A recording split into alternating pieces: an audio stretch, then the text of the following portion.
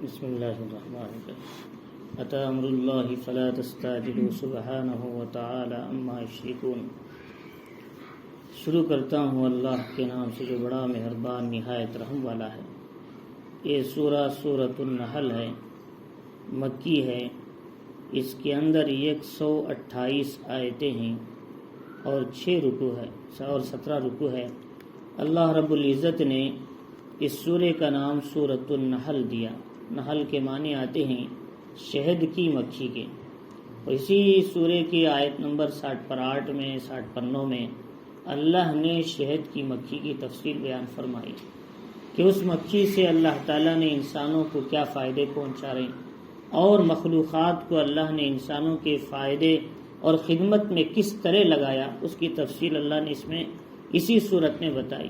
اسی مناسبت سے اس سورے کا نام اللہ نے سورۃ النحل رکھا، شہد کی مکھیوں والی سورت۔ تو اللہ رب العزت نے آگے اس میں بتایا کہ کفار مکہ مشرکین جب ان سے کہا جاتا کہ اللہ پر ایمان لاؤ، نبی کی رسالت کو تسلیم کرو ورنہ اللہ کا عذاب آئے گا، اللہ کی پکڑ آئے گی، تو کہتے کہ اگر تم سچے ہو تو پھر عذاب لا کر دکھاؤ۔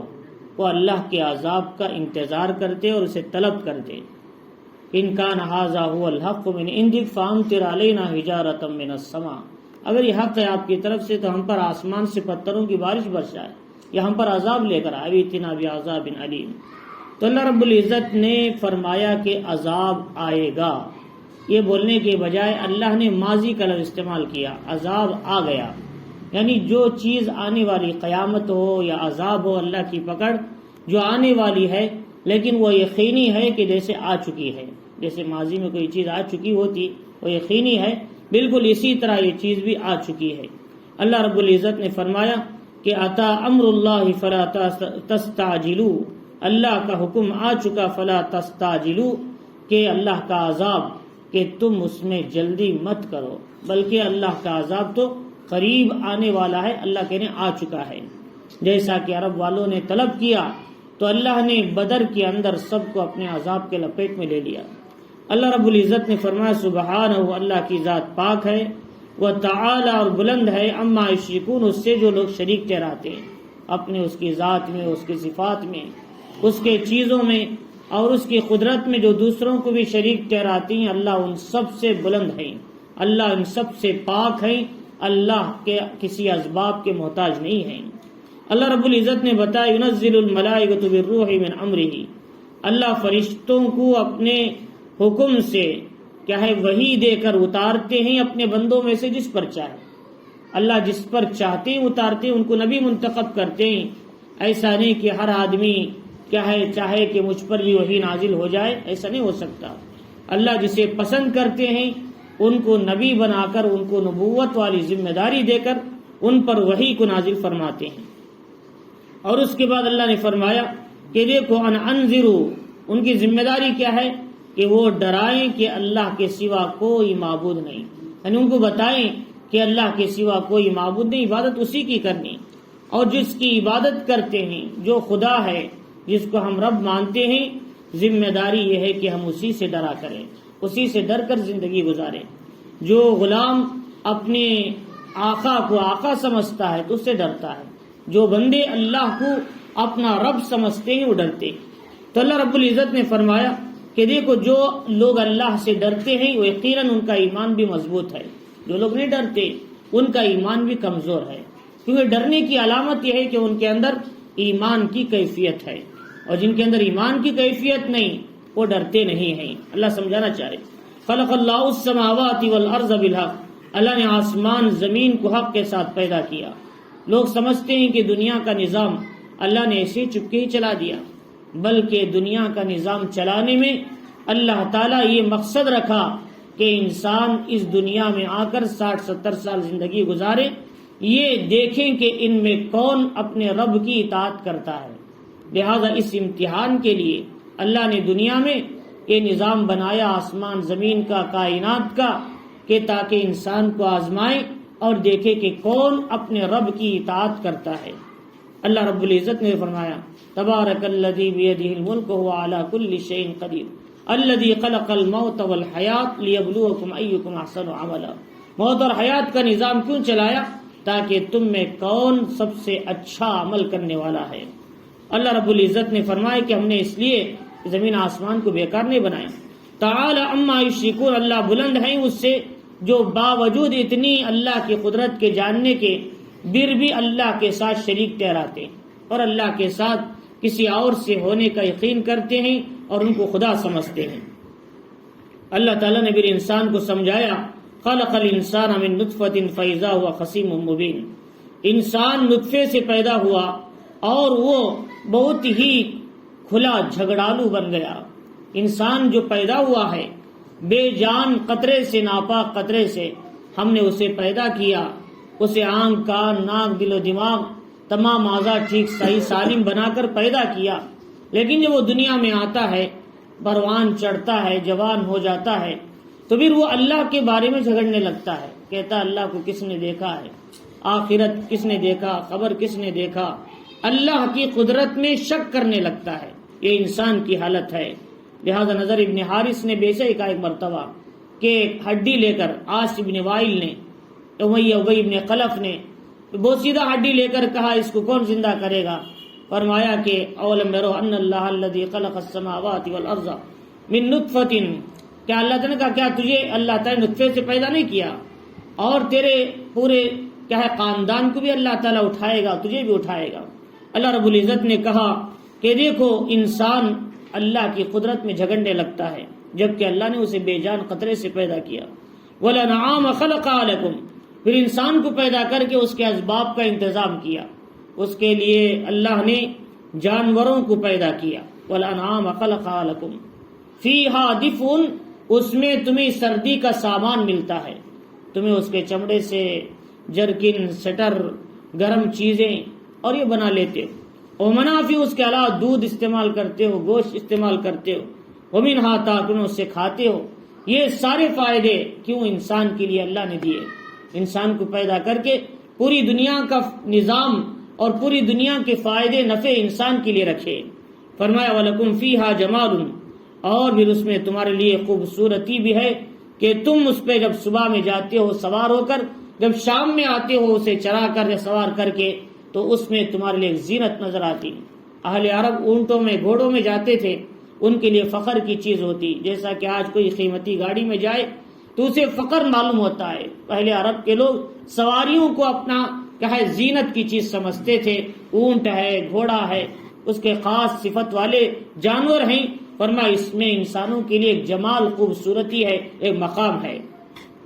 وَتَحْمِلُ أَثْقَالَكُمْ إِلَىٰ بَلَدٍ لَّمْ تَكُونُوا بَالِغِيهِ إِلَّا بِشِقِّ الْأَنفُسِ، اور بھی یہ جانور کیا کرتے ہیں، تمہارے وزندار چیزیں کیا ہے بوجھ کو لے کر ایسے ملک تک جاتے ہیں جہاں تک تمہیں پہنچنا بہت ہی مشکل ہے، یعنی تم اگر اس جگہ پہنچنا ہے تو بڑی مشقتیں اٹھانی پڑے گی، تم اٹھا کر لے جانا چاہو، لیکن اونٹ یہ کتنا وزن لے کر ایک ملک سے دوسرے ملک لے جاتا ہے، یہ اللہ کی قدرت ہے، اس میں غور کرو۔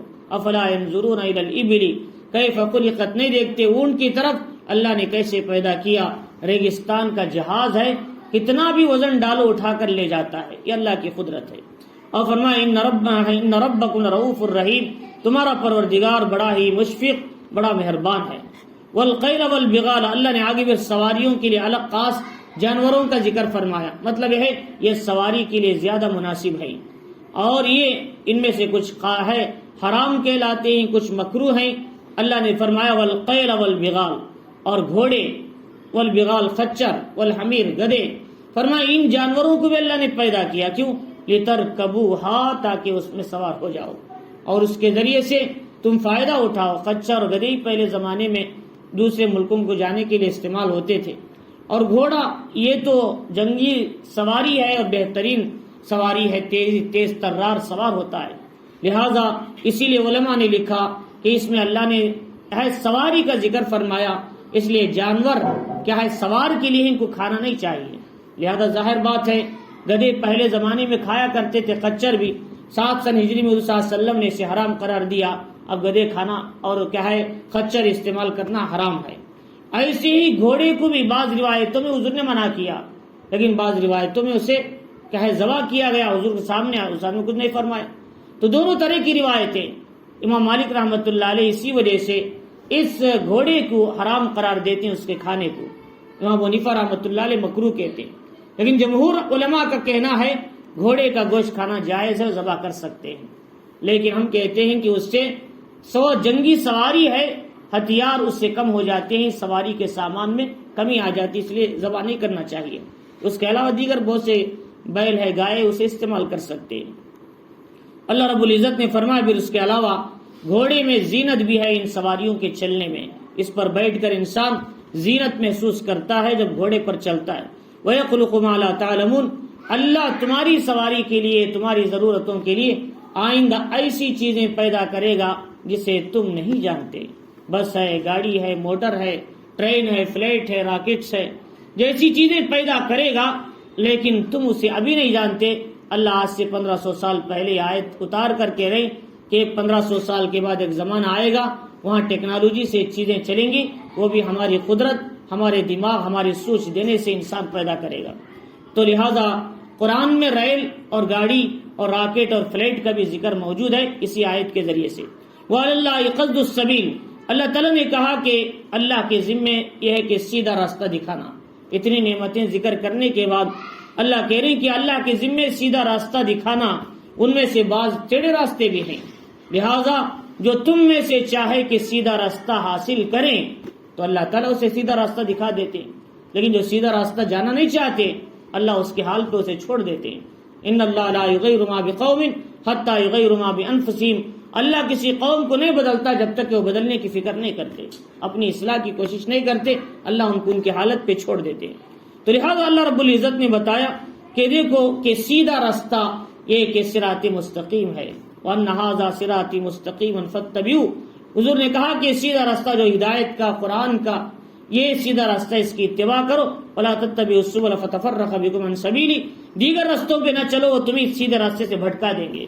حضور نے مثال دے کر سمجھایا، بڑی لکیر کھینچی، اس کے بازو میں چھوٹے چھوٹے لکیریں کھینچے، فرمایا صراط مستقیم ہے، اس کے بازو جو چھوٹے چھوٹے لکیریں راستے ہیں یہ گمراہی تک لے جانے والے ہیں، اس لیے صراط مستقیم پہ، قرآن اور سنت پہ، صحابہ اور تابعین حضور کے راستے پہ قائم رہو، اسی سے تم جنت تک پہنچ سکو گے۔ اللہ رب العزت نے آگے بتایا هو الذی انزل من السماء ماء لکم منہ شراب، پھر اللہ تعالیٰ نے بیچ میں ایک بات انسان کو متنبہ کر کے پھر فرمایا کہ اپنی قدرت کو ذکر کرتے ہوئے اللہ نے آسمان سے بارش کو نازل کرتے ہیں، پانی کو، اور اس پانی سے تم پیتے ہو، اسے استعمال کرتے ہو، پانی، میٹھا پانی، وَمِنْهُ شَجَرٌ، اور اسی سے اللہ درختوں کو اگاتے ہیں اور تم اس سے اپنے جانوروں کو چراتے ہو، تم بھی کھاتے ہو، تمہارے جانور بھی کھاتے ہیں، اس کے نکلنے والا جو اناج ہے اسے تم کھاتے ہو، اس سے نکلنے والا بھوسا ہے تمہارے جانور کھاتے ہیں، متاعًا لکم وَلِأَنْعَامِکُم، تمہارے جانوروں کا فائدہ ہے، کلوا ورعوا انعامکم، تم بھی کھاؤ، اپنے جانوروں کو بھی چراؤ۔ قرآن نے الگ الگ انداز سے سمجھایا کہ تمہارے اور تمہارے جانوروں کا اس میں فائدہ ہے، آسمان سے جو پانی برستا ہے۔ اور فرمایا ینبت لکم بہ الزرع، اللہ پھر اس بارش سے جو ہے کھیتی اگاتے ہیں، فرمایا کہ اس سے زیتون کے پھل اور درخت نکلتے ہیں، اور کیا ہے کھجور کے درخت، انگور کے درخت، بیل والے اور تنے والے، پیڑ والے، ومن کل الثمرات، ہر قسم کے پھل اس سے نکالتے ہیں، بے شک اس میں غور فکر کرنے والوں کے لیے نشانیاں ہیں۔ پانی ایک پہنچتا ہے، رنگ الگ ہے، مزہ الگ ہے، بو الگ ہے، یہ سب اللہ کی قدرت کی علامت ہے۔ ایک پانی سے اتنی قسم کے فروٹ اور کھانے کی چیزیں اللہ پیدا کرتے ہیں، غور کرو گے تو اللہ کی بڑائی سمجھ میں آئے گی۔ وَسَخَّرَ لَكُمُ اللَّيْلَ وَالنَّهَارَ، دن اور رات کو اللہ نے مسخر کر دیا تمہارے حساب سے کہ دن آتا ہے کریکٹ 12 گھنٹے کا، پھر رات آتی ہے، اس حساب سے چلتا رہتا تاکہ تم اطمینان سے رات کو سو سکو اور صبح میں اللہ کی روزی کو تلاش کرو اور دین کی خدمت کرو۔ والشمس والقمر، سورج اور چاند کو بھی اللہ نے برابر رکھ دیا۔ والشمس والقمر دائبین، وہ دستور کے مطابق سورج نکلتا ہے پھر ٹھیک 12 گھنٹے پہ ڈوب جاتا ہے، اور اس کے بعد کیا ہے چاند بھی اپنے حساب سے آتا ہے اور اپنے وقت پر ڈوب جاتا ہے۔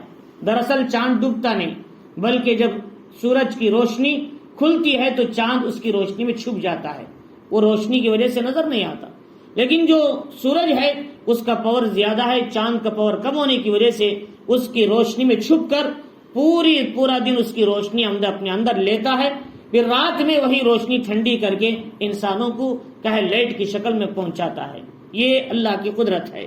اللہ رب العزت فرماری کہ یہ سب بھی اللہ کی طرف سے تمہارے کاموں پر ان سب کو لگا دیا۔ فرمایا کہ سورج تو ہمارے لیے گرمی کا کام دیتا ہے، چاند ہماری عبادتوں کے اوقات اس سے طے ہوتے، رمضان ہے، شوال ہے، ذی القعدہ ہے، ذی الحجہ ہے، محرم، عاشورہ، یہ ساری ترتیب چاند کے مہینوں سے طے ہوتی ہے، اسلامی مہینے، اسلامی عبادتیں۔ والنجوم اور ستاروں کو اللہ نے پیدا کیا، وہ بھی اللہ کے حکم سے اللہ نے ہمیں مسخر کر دیا۔ چاند ستارے بھی اپنے وقت پر آتے ہیں پھر چھپ جاتے ہیں۔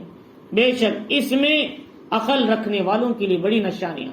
قرآن مجید میں آگے بتایا کہ ستاروں سے لوگ راستہ بھی پاتے ہیں، یعنی یہ ستارہ کس طرف جاتا ہے اس طرف طے کرتے ہیں تو وہاں ایک ملک ملتا ہے، اسی ستارے کے حساب سے کشتیاں اپنا سفر طے کرتے ہیں۔ اس میں انسانوں کے لیے ایک تو آسمان کی زینت ہے، دوسرا ستاروں سے راستے ملتے ہیں، اللہ کی قدرت ہے۔ اللہ نے کہا وَمَا زَرَعَ لَكُمْ فِي الْأَرْضِ مُخْتَلِفًا أَلْوَانُهُ، اور بہت سی چیزیں تمہارے لیے زمین میں مختلف رنگ برنگی پھیلا دیا۔ زمین میں کتنے رقم کے پتھر ہیں، گرانائٹس ہیں اور پہاڑ ہیں، کھیتیاں ہیں، درخت ہیں، الگ الگ قسم کے پرندے ہیں، جانور ہیں، یہ ساری چیزیں اللہ نے زمین میں پھیلا دیا۔ ان فی ذلک لآیۃ لقوم یذکرون، تاکہ اس سے لوگ نصیحت حاصل کریں۔ یہ ساری چیزیں اللہ تعالیٰ نے آگے پھر ذکر فرمایا، یہ تو خشکی کی چیزیں ہیں، اوپر سوکھی زمین کی۔ اب اندر زمین کے سمندر کے اندر جائیں تو سمندر سے اللہ تعالیٰ تمہارے لیے پانی کو مسخر کر دیا۔ اب سمندر پہ تم کشتیاں لے کر جا رہے ہو۔ وَهُوَ الَّذِي سَخَّرَ الْبَحْرَ، سمندر کو تمہارے تابع کر دیا، تم اس سے نالے نکالتے ہو، ندیاں نکالتے ہو، نہریں نکال لیتے ہو، اس سے پانی کا انتظام کر لیتے ہو، پھر اس سے تازہ گوشت کھاتے ہو، مچھلی جب چاہے۔ مچھلی احرام کی حالت میں ذبح کرنا بھی جائز ہے، جبکہ عام جانوروں کو احرام کی حالت میں شکار کرنا جائز نہیں، لیکن مچھلی جائز ہے۔ اللہ نے ہر حالت میں مچھلی کو حلال کر دیا، سمندری جانوروں میں صرف مچھلی جائز۔ وَتَسْتَخْرِجُوا مِنْهُ حِلْيَةً تَلْبَسُونَهَا، صرف تمہارے کھانے کے لیے سمندر سے بلکہ تمہارے لیے موتی، جواہرات، لعل اسی سمندر سے نکالتے ہیں تاکہ تم اسے پہنو اور اس سے زینت حاصل کرو۔ لہذا ہیرا اسے پہننا جائز ہے، مردوں کو بھی عورتوں کو بھی، اس پہ کوئی مسئلہ نہیں۔ سونا چاندی نہیں پہن سکتے مرد، لیکن ہیرا اپنے انگوٹھی کے اندر نگ بنا کر کنکر لگا کر استعمال کر سکتے ہیں۔ تو اللہ رب العزت نے فرمایا وَتَرَى الْفُلْكَ مَوَاخِرَ فِيهِ، اور تم کشتیوں کو دیکھتے ہو چیرتے ہوئے چلے جا رہے، وَلِتَبْتَغُوا پانی کو، وَلِتَبْتَغُوا مِنْ فَضْلِهِ، تاکہ تم اللہ کی روزی اور فضل کو تلاش کرو۔ لہذا آسمان میں جو فلیٹ اڑتے ہیں، وہ جو کارگو ہوتے ہیں، جو سامان اٹھانے کے، بہت مختصر سامان اٹھاتے ہیں، ورنہ اس سے بہت زیادہ ایک ملک سے دوسرے ملک کو کشتیاں ہی سامان لے کر جاتے ہیں، ہزاروں ٹن کے حساب سے۔ لہذا اگر کشتیاں نہ ہو تو ایک ملک سے دوسرے ملک کا تجارتی نظام ہی ٹھہر جائے گا۔ اللہ نے کشتی کے ذریعے کام چلایا، بلکہ صرف سامان نہیں، بڑے بڑے پتھر بھی، میگنیٹس بھی اسی کشتی کے ذریعے ایک ملک سے دوسرے ملک کو جاتے ہیں۔ اللہ نے کیسے اتنے وزندار چیز کو پانی پر ٹھہرا کر ایک ملک سے دوسرے ملک جانے کا راستہ بنایا، یہ اس میں اللہ تعالیٰ کی قدرت ہے۔ اللہ تعالیٰ فرمانی یہ ساری نعمتیں ہم نے تمہیں کیوں دیا؟ فرمایا کہ تاکہ تم شکر گزار بندے بن جاؤ۔ اللہ کی شکر گزار بندے بنو گے تو اللہ تعالیٰ تمہاری نعمتوں میں اور اضافہ فرمائیں گے۔ لہذا جس بندے کی زندگی میں ایمان ہوگا، یقین ہوگا، اللہ تعالیٰ اسے شکر کی توفیق عطا فرمائیں۔ جن کی زندگی میں ایمان اور یقین نہیں، اللہ کی نعمتوں کا احساس نہیں، ان کی زندگی میں اللہ کی نعمتوں کا شکر گزاری کرنے کا احساس بھی نہ ہوگا۔ لہذا فرعون کو اللہ تعالیٰ نے بادشاہت دی، قارون کو دولت دی، اور حامان کو وزارت دی، ابی ابن خلف، امیہ، ابو جہل کو مال و دولت کا تاجر بنایا، لیکن انہوں نے اللہ پر یقین نہ رکھا، لہذا ان کی زندگیوں میں ناشکریاں رہی۔ قرآن و سنت، انبیاء اور کتابوں کو انہوں نے انکار کر دیا۔ اللہ نے فرمایا پھر تم اس زمین میں زندگی گزارتے ہو، یہ پہاڑ کو اللہ تعالیٰ نے اتار دیا۔ پہاڑ اگر نہ ہو زمین شیک ہوگی، یہ پہاڑی کے ذریعے سے زمین کنٹرول میں ہے۔ وَأَلْقَى فِي الْأَرْضِ رَوَاسِيَ أَن تَمِيدَ بِكُمْ، تاکہ وہ تمہیں لے کر شیک نہ ہو، ہلے نہیں۔ وَأَنْهَارًا، پانی کی نہریں نکال دیا۔ لوگ جہاں چاہے نہریں نکلتی، اس سے فائدے اٹھاتی ہیں، اپنے کھیتوں کو، اپنے باغات کو۔ وَسُبُلًا، راستے بنائیں، راستے نہ ہو تو ایک ملک سے دوسرے ملک کا سفر کیسے طے کریں؟ لَعَلَّكُمْ تَهْتَدُونَ، تاکہ تم راستہ حاصل کر سکو، رہنمائی حاصل کرو۔ وَعَلَامَاتٍ، اور بہت سی ایسی نشانیاں جیسے ستارے نہیں، اس سے تم راستہ پاتے ہو۔ اللہ کہہ رہے ہیں اتنی ساری نعمتیں اللہ تعالیٰ نے جو پیدا کیا، کیا کوئی ہے جو اللہ کے برابر جو پیدا کر سکتا ہے؟ افمن یخلق، اللہ تعالیٰ نے جو پیدا کیا، کمن لا یخلق، کوئی ہے اللہ کی طرح کہ ہے وہ اللہ تعالیٰ کی طرح پیدا کر سکے؟ لہذا اللہ نے جو پیدا کیا کوئی ایسا پیدا نہیں کر سکتا، بلکہ انسان خود پیدا ہونے میں اللہ کا محتاج ہے۔ افلا تذکرون، کیا تم نصیحت حاصل نہیں کرتے؟ اللہ کہہ رہی اللہ کی اتنی نعمتیں ہیں، وَإِن تَعُدُّوا نِعْمَتَ اللَّهِ لَا تُحْصُوهَا، اگر تم اللہ کی نعمتوں کو شمار کرنا چاہو تو شمار نہیں کر سکتے۔ اللہ تعالیٰ تو بخشنے والے مہربان ہیں۔ اللہ تمہاری پوشیدہ باتوں کو بھی جانتے ہیں، تمہارے ظاہر باتوں کو بھی جانتے ہیں۔ لہذا اس لیے وَالَّذِينَ يَدْعُونَ مِن دُونِ اللَّهِ، جو اللہ کے علاوہ جن کو خدا بنا بیٹھے ہیں، جن سے ہونے کا یقین کرتے ہیں، چاہے وہ جاندار ہو چاہے وہ بے جان ہو، وہ کسی چیز کو پیدا کرنے کے مالک نہیں ہیں، بلکہ وہ خود بھی پیدا ہونے میں اپنی طاقت کے مالک نہیں، اللہ کے محتاج ہو چکے ہیں۔ وَهُمْ يُخْلَقُونَ اموات غیر احیاء، وہ تو مردے ہیں، وہ کیا ہے زندہ نہیں، ان کے پاس کوئی طاقت نہیں، اللہ تعالیٰ نے ان کو پیدا کیا۔ وما یشعرون ایان یبعثون، ان کو یہ بھی پتہ نہیں کہ وہ مرنے کے بعد کب اٹھائے جائیں گے، ان کا حال کیا ہوگا، ان کا انجام کیا ہوگا۔ اللہ کہہ رہی کہ تمہارا سب کا پروردگار ایک ہے۔ فالذین لا یؤمنون بالآخرہ، جو لوگ آخرت پر ایمان نہیں رکھتے ان کے دل منکر ہیں ان باتوں سے اور وہ تکبر میں پڑے ہوئے ہیں۔ لہذا حق کو نہ ماننا یہی تکبر کی بڑی چیز ہے۔ اس لیے فرمایا کہ جو آدمی اپنے تکبر کی وجہ سے، اپنے اونچے مقام کی وجہ سے کیا ہے دین کو نہیں مانتے، حکام کو نہیں مانتے، ان کا نسب، ان کا مقام ان کو جنت میں نہیں لے جا سکتا۔ من بطأ به عمل لم يسرع به نسب، جن کا عمل ان کو پیچھے کر دے ان کا نسب انہیں جنت تک نہیں لے جا سکتا۔ تو جنت تک جانا تو دور کی بات، آخرت اللہ کے قرب اور نبی کی قرب تک انہیں حاصل نہیں ہو سکتا۔ تو لہذا اللہ رب العزت نے بتایا کہ ان آیتوں کے اندر سب سے پہلی بات یہ ہے کہ اللہ تعالیٰ فرما رہے کہ اللہ تعالیٰ کا عذاب آنے والا ہے، مطلب آ چکا ہے۔ جو لوگ یہ کہتے ہیں اللہ کا عذاب کب آئے گا، وہ تو آ چکا ہے، 1 منٹ میں بھی آ سکتا ہے، 2 منٹ میں بھی آ سکتا ہے، اس لیے اللہ کے عذاب کو کبھی طلب نہ کرو۔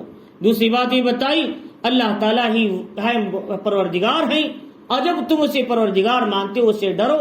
اللہ تعالیٰ نے انسان کو پیدا کیا، اس کے لیے ساری نعمتیں عطا کی تاکہ ان نعمتوں سے انسان فائدہ اٹھائے، لیکن اللہ نے انسان کو آخرت بنانے، اپنے رب کو راضی کرنے کے لیے پیدا کیا۔ پھر فرمایا کہ تم اللہ کو چھوڑ کر جس کو تم خدا سمجھتے ہو، جن سے ہونے کا یقین کرتے ہو، کیا وہ میرے برابر ہو سکتے ہیں؟ بلکہ وہ خود بھی پیدا نہیں ہو سکتے، تو پھر وہ دوسروں کو کیا پیدا کریں؟ لہذا اس لیے مرنے کے بعد زندہ ہونے کا یقین کرو اور معبودان باطلہ کو چھوڑو، یہ خدا پر ایمان لاؤ، اللہ کی نعمتوں پر، اس کی چیزوں پر، قدرتوں پر غور کر کے اللہ کی نعمتوں کا شکر ادا کرو اور اللہ کے عذاب کو طلب نہ کرو، اللہ کے عذاب سے ڈرتے رہو، اس لیے کہ جب اللہ کا عذاب آئے گا تو اس میں کسی انسان کی نجات کا کوئی راستہ نہ ہوگا۔ اللہ تعالیٰ میں ان باتوں کو سمجھنے، اس پر عمل کی توفیق عطا فرمائے۔